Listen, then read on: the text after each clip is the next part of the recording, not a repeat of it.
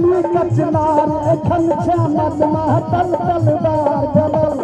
चौदह मिनट पर खार एखन छे गुलमोहर गुलनार बनल अरे झूठा दीवाना है गोरा पाछ जवाना क्या बात है अरे तोरा पाछू जा दीवाना हजार न भेले